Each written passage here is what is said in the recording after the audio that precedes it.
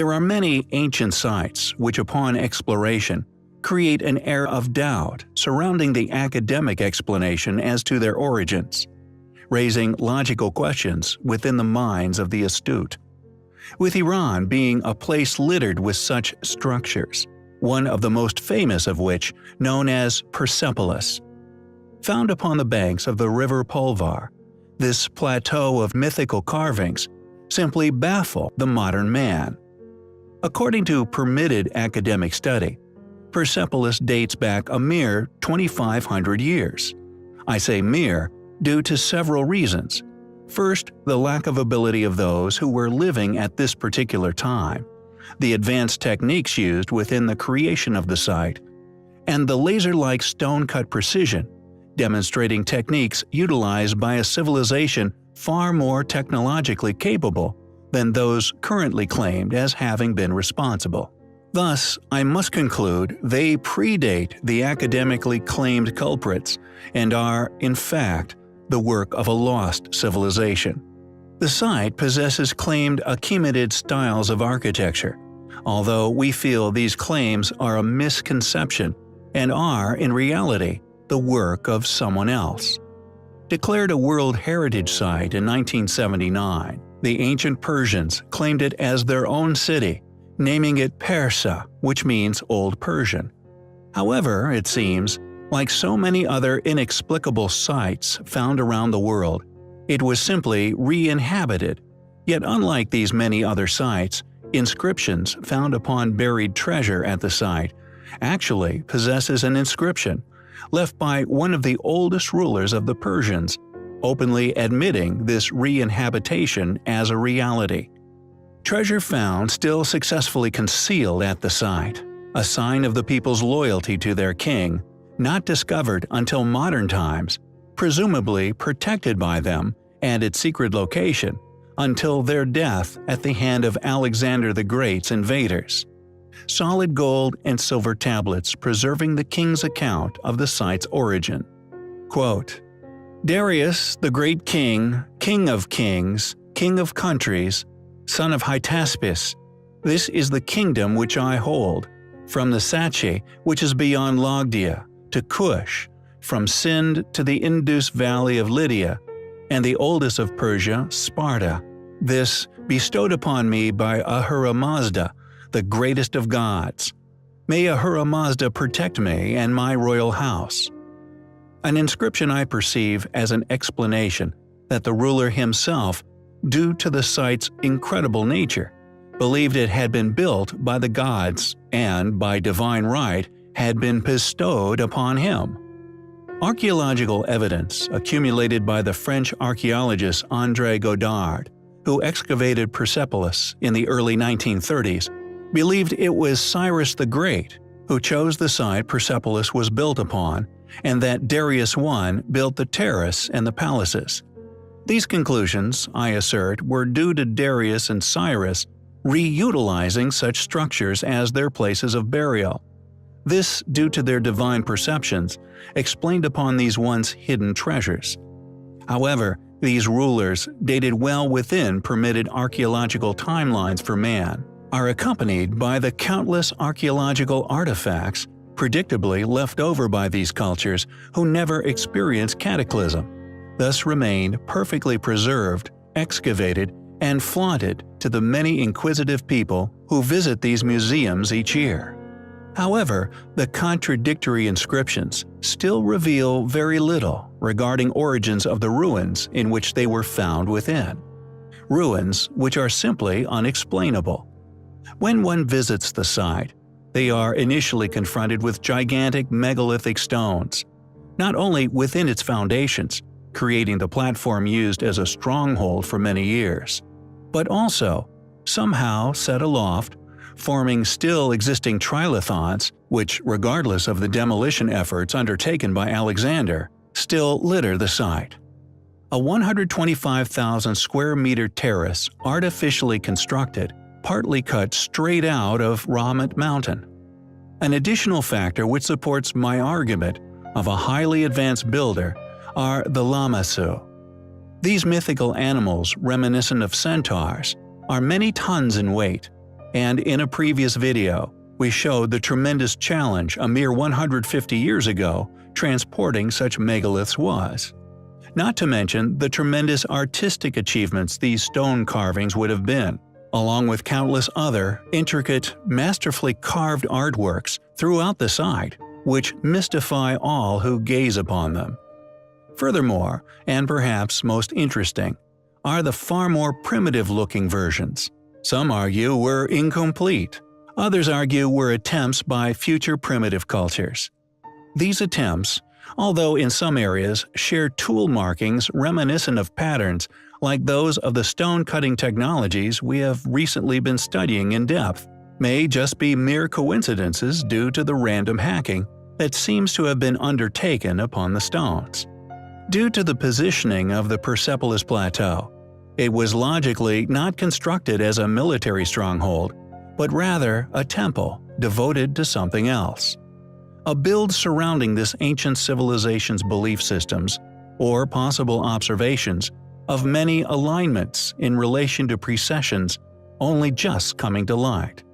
Due to its location, far away from any strategical placement, found within a remote and mountainous region, although it was an inconvenient residence for the ruler of the empire, it was still chosen as a discreetly positioned capital of the Persian Empire.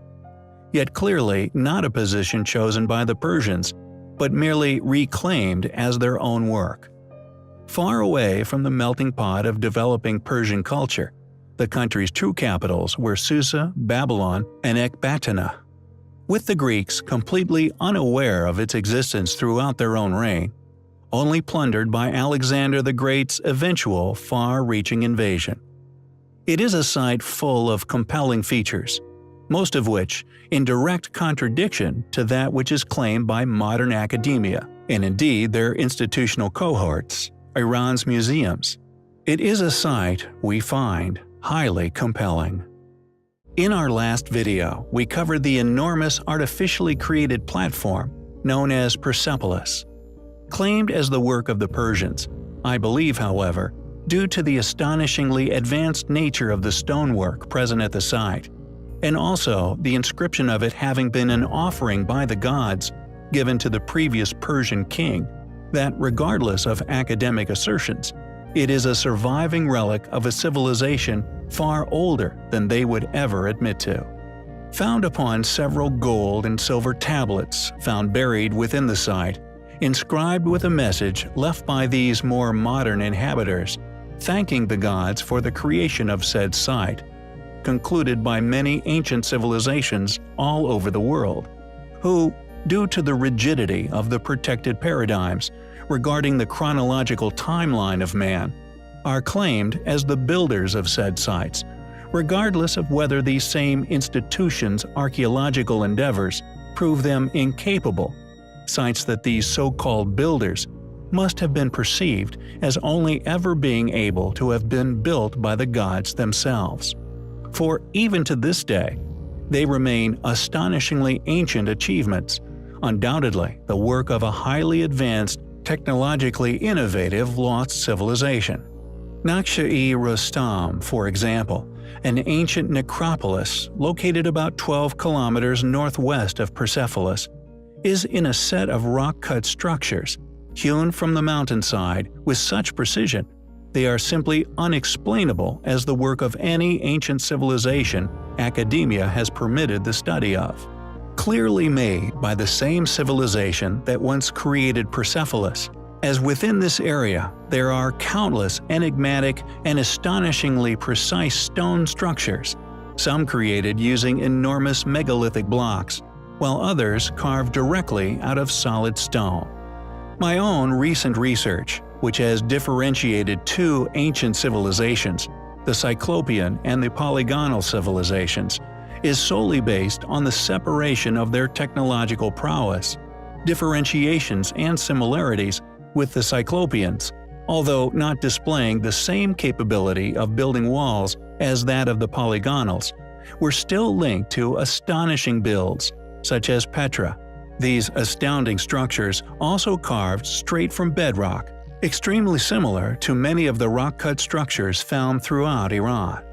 However, Persepolis possesses some techniques that, although no one has seemingly looked at closely, is a strange, unique method of linking the stones of some of these structures together.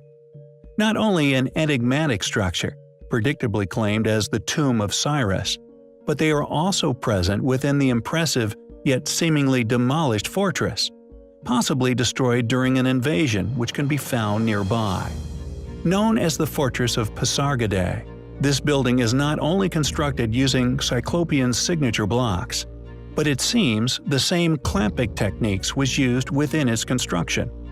Intriguingly, however, although these mysterious clamping features are still within the Tomb of Cyrus, they are all seemingly missing from the fortress in Pasargadae. The questions these anomalies raise are many in number, yet unlike academia, we do not claim to know the answers. We are merely in pursuit of them, slowly compiled from our gathering of the inexplicable sites worldwide.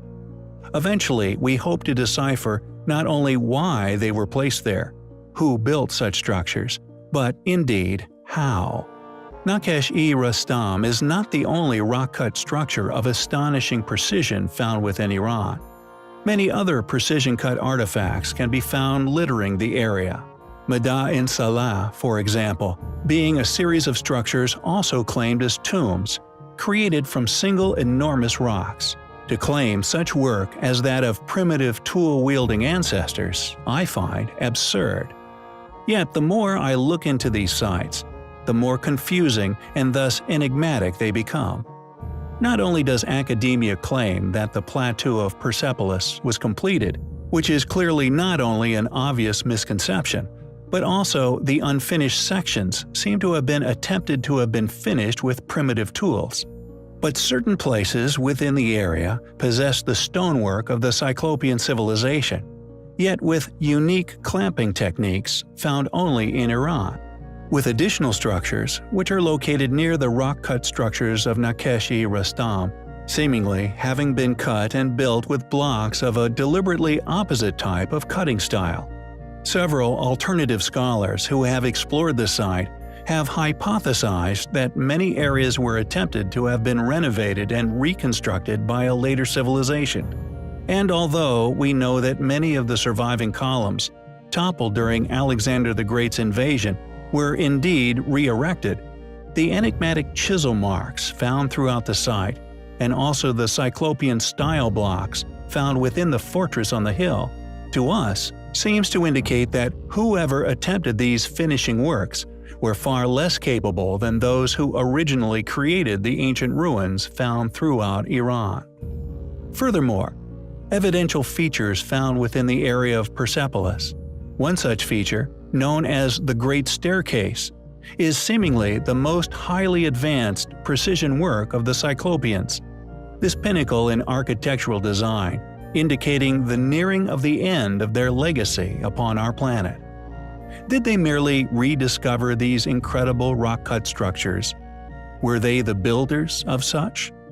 For regardless of the fact that I have indeed linked their work to the astonishing feats of Petra, the similarly astonishing rock-cut temples of India and also Myra, which we have confirmed through the identification of the stonework and tool marks as having indeed been the work of the Cyclopeans. Were these ancient sites their final creations, left unfinished due to their demise? If so, the question remains, why do so many structures contain enigmatic techniques of clamping found nowhere else on Earth? And why are these structures near Naqsh-e-Rustam seemingly built in direct opposite methods to their signature cut stones reliefs instead? Were they the work of the same civilization? Or possibly a third, as yet undiscovered group, who clearly accomplished an astounding degree of skill in stone carving themselves? We find ancient Iran not only perplexing, but incredibly compelling. Who built the Balavi Mausoleum? There are many as yet unexplained ruins which can be found within modern-day Turkey, the temples of Baalbek, the Patera pipelines, among many others, yet the Balavi Mausoleum, like the other most astonishing ancient structures to be found here upon our Earth, are quietly overlooked. It is a monumental ancient structure located near Selçuk in the Aegean province of Izmir. It is the second largest ancient mausoleum in Anatolia, which, predictably, academia contends as a tomb dated from the Hellenistic era around the 3rd century BC. However, like many other of the wondrous ancient structures to be found within antiquity, it contains astonishing, precise, as yet unexplained architecture, indicative of a lost knowledge, thus lost civilization. The Bellevue Mausoleum has seemingly survived the eons, still possessing an array of compelling features which fly in the face of current academic explanation. How did an ancient civilization, even if, as academia claims, was placed a mere 2,000 years ago, accomplish such precision within the stonework, or indeed accomplish such precision in the placement of such enormous ancient stones? It is known as a tomb because, like many of the other structures that were clearly of an astonishing nature at earlier times within history, were undoubtedly chosen by leading individuals as their place of burial. With the ruler of the Seleucid dynasty, Antiochus II Theos, his nickname, meaning God, was given to him by the residents of Miletus. Antiochus II died in 246 BC. This body, and indeed his rather modern legacy, has allowed academia to claim a date to the construction. However, the advanced precision techniques involved in its original build are, fortunately, still clear for all to see. Indeed, the Bellevue Mausoleum could have once been the burial site of an important person. Yet we feel that this original individual dates from a time far before anything academia would ever permit the admittance of. The chamber, or sarcophagus of the mausoleum, precisely carved from solid rock, had a square plan with a length of 29 meters and a height of 10 meters. From the outside, the rock obscuring the mausoleum was covered with marble slabs. The marble was traced to a quarry in the vicinity of Ephesus. Yet to complete the decorations of the mausoleum, up to 2,500 cubic meters of marble had to have once been excavated. There was also once a second level, surrounded by 28 columns, although over the eons, this has virtually turned to dust. When completed, it would have formed a steep pyramid with a statue crowning its top. Who built the Bellevue Mausoleum? Was it once an elaborate ancient tomb? If so, who was buried there? It is undoubtedly highly compelling. Tokyo's Imperial Palace, home of the Japanese Emperor and a place which holds many secrets. Some, it seems, hidden in plain sight for countless centuries. For many years, people have visited this marvelous building, and the perfectly kept grounds it is placed within. What is interesting regarding its historical history is the fact that much of it is hidden and yet to be told. The oldest historical accounts for the palace date back to 1457 AD, when a great warrior known as Ito Shigetsugu built the castle Ito on the site. Ito's clan would perish in the 15th century as a result of uprisings in the Kanto and Ota Dokan regions of Japan. However, what is interesting regarding the palace's construction is its foundations, including the exterior wall, which many now believe was already in existence before the castle's construction, and also the reason the site was chosen all those years ago by the warrior Ito himself.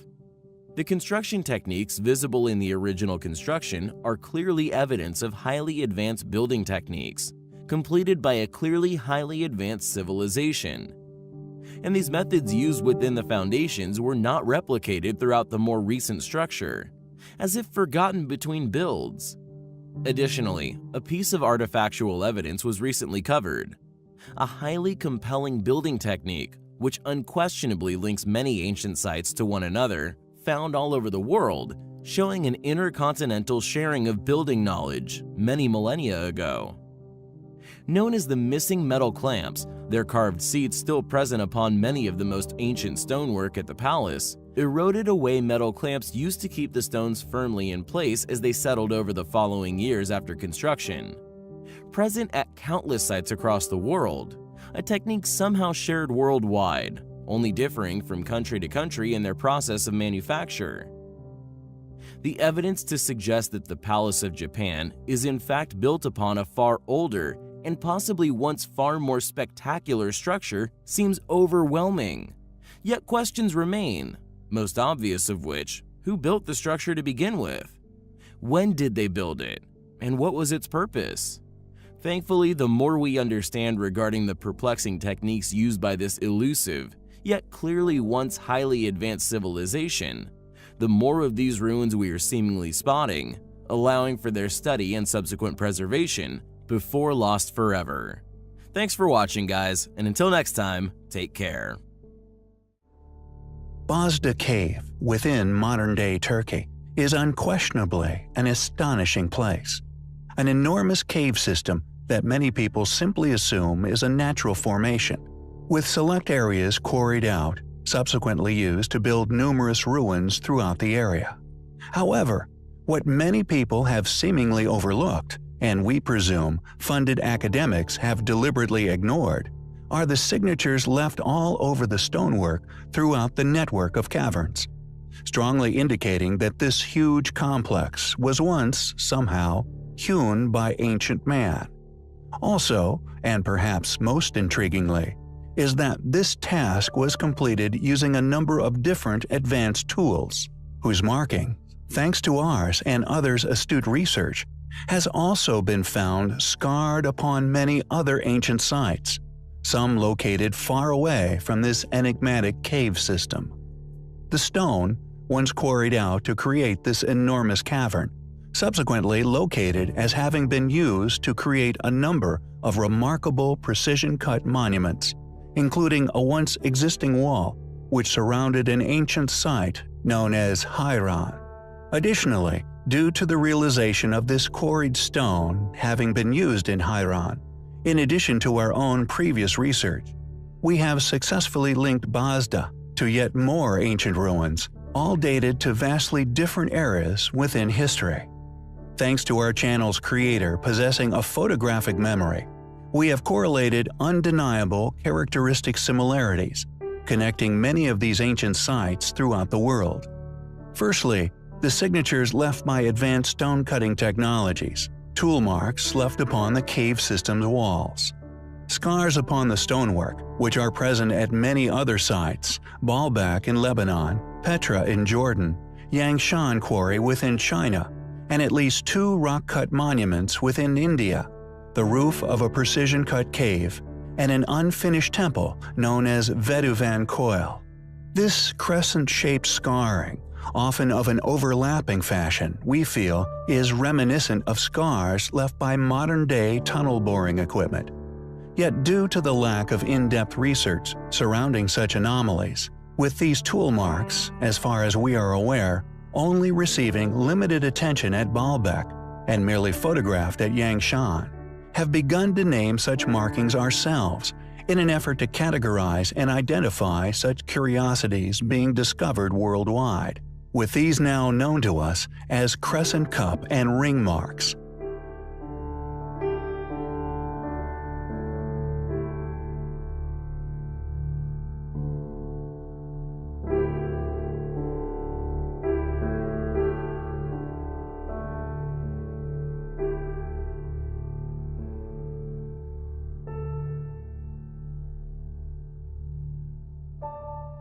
The second form of scarring, found upon much of the cave's roof, now known to us as groove and ridge markings, are distinctly different in form and appearance to the crescent cup and ring marks. These rows of grooved scars, however, are identical to those found in plain sight upon the unfinished obelisk located within Aswan Quarry, Egypt. A stone monument well over 1,000 tons in weight, which has long been academically argued as having been abandoned where it lay due to a fault line discovered during the quarrying process. However, interestingly, Others have presented strong evidence that this crack appeared later within history. A fellow alternative researcher, Chris Dunn, argues within his book Advanced Technology in Ancient Egypt that the crack happened later on in the obelisk's life, and that the monolith was abandoned before the fault appeared. Backing up his claim, he shows that details upon the monument were being engraved over the top of the location of the fault line, an undertaking that would have clearly been illogical.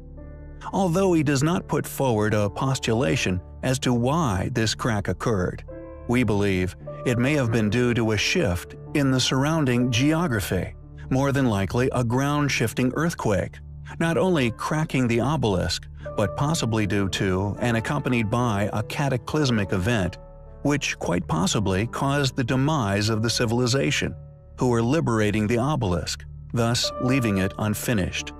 But I digress. Our focus is upon the scars left by enigmatic, clearly advanced stone-cutting tools, preserved with clarity upon the erosion-resistant granite of the obelisk. These exact markings also undeniably litter the ceiling of the Bazda cave.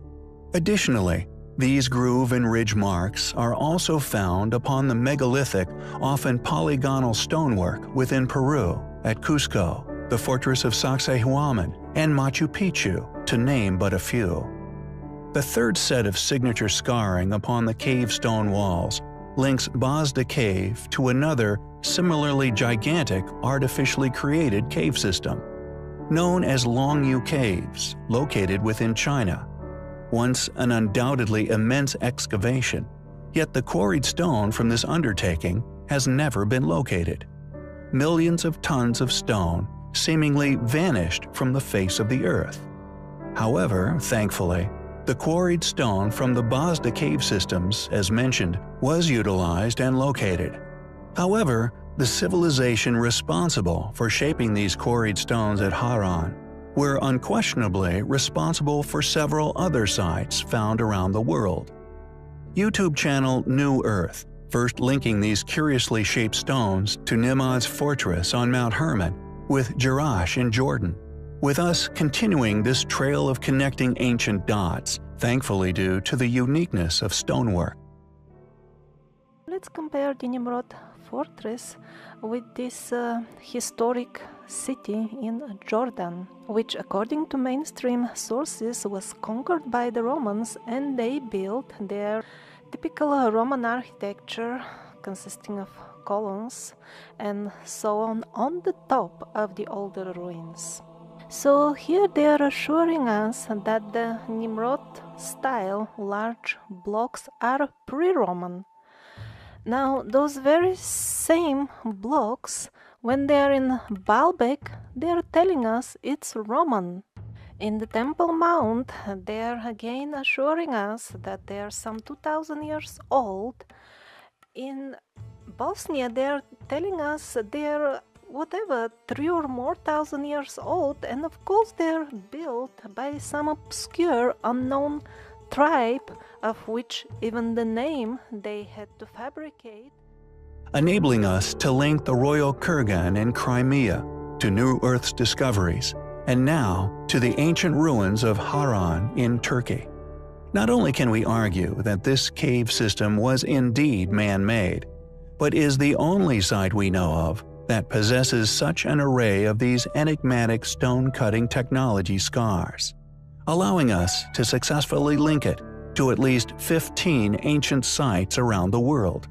The cave itself, Basran, Haran, Baalbek, Petra, Jerash, Yangshan, Longyu, Vetivan Koil, Malmala Param, Cusco, Sacsayhuaman, and Machu Picchu, Nimrod's fortress, and the royal kurgan. Possibly many others we are yet to recognize.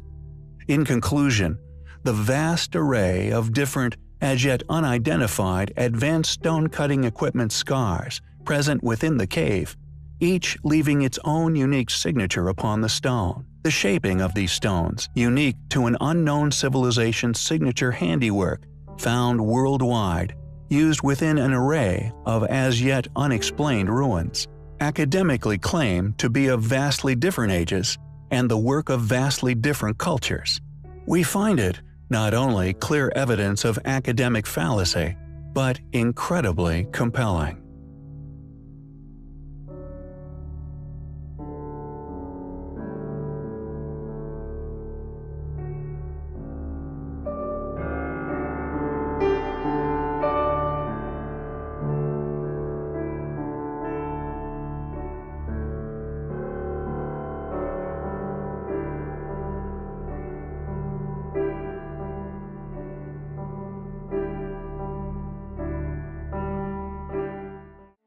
Many civilizations have been and gone here upon our planet.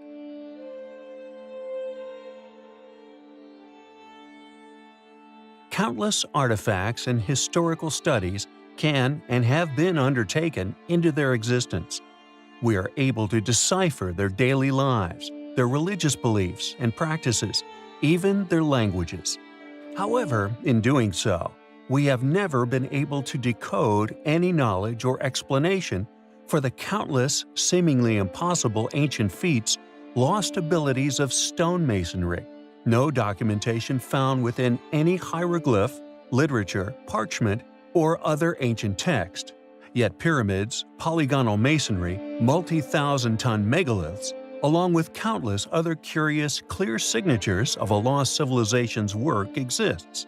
And due to this mystery regarding how these sites were created, we have to presume that those who constructed them were placed at a far earlier time within history, one that was prior to a global flood, possibly the aftermath of a near-extinction level event, manifesting as a form of global amnesia and severing connections between continents, possibly for 10,000 years.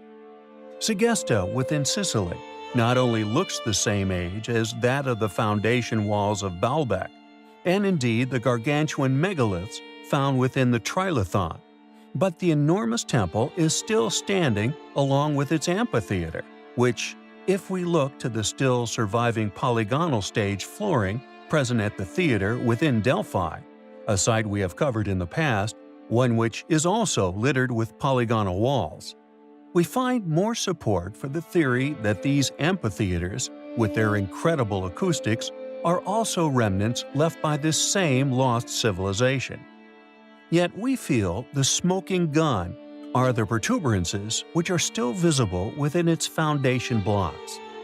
It is of no surprise to us that its origins are hotly contested, with many academic teams concluding that it was merely the work of traveling Trojans, this regardless of the multi-ton columns that were so perfectly laid they all still stand to this day.